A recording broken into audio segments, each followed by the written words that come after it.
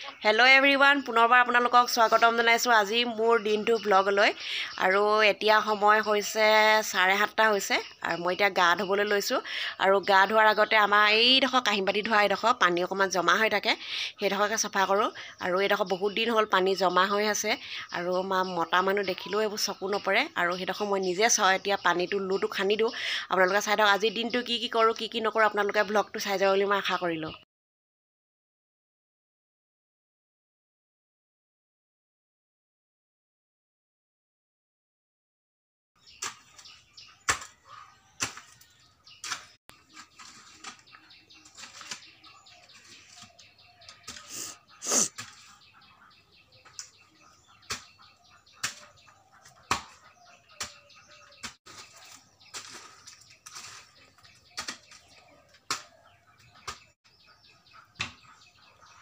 আৰু এইখিনি কাম কৰি হৈ গ'ল, এতিয়া মই গাটো ধুই লওঁগৈ।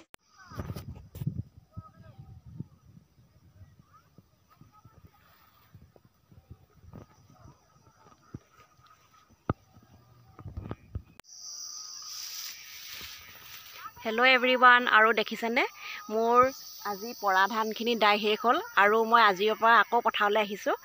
আৰু মানে ভিডিঅ'টো প্ৰথমবাৰ নবনালোঁ, এতিয়া যাবৰে সময় হ'ল, ভাবিলোঁ ভিডিঅ'টো অকণমান বনাওঁ আপোনালোকৰ বাবে।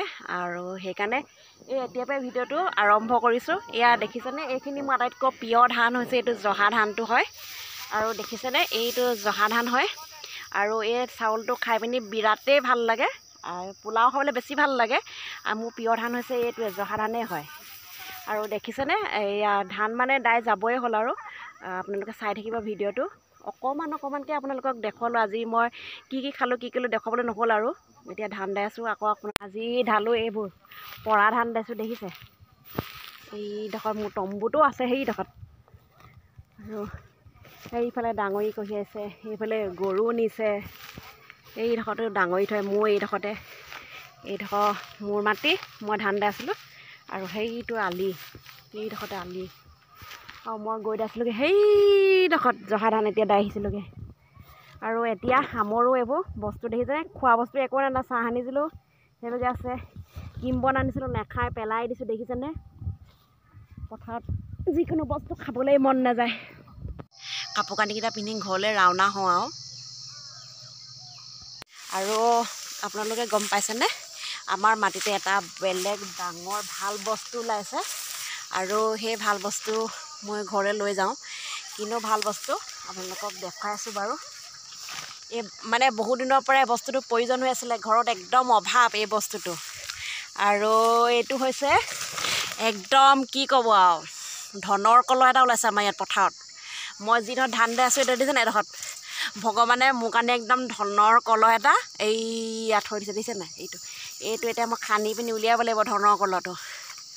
আৰু ইয়াতে মই মানে দেখিছোঁ আৰু কি আছে এতিয়া চাওঁ, আপোনালোকক দেখুৱাই আছোঁ। আৰু ধনৰ কলহটো অকণমান মাটি লৈ যাওঁ ঘৰলৈ, চাই থাকক আপোনালোকে।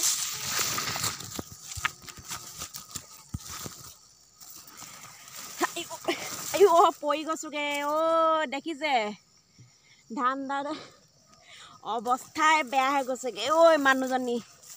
মানুহজনী হ'লো গধু, পথাৰলৈ এবাগে আহিছোঁ, বহিবই পৰা নাই।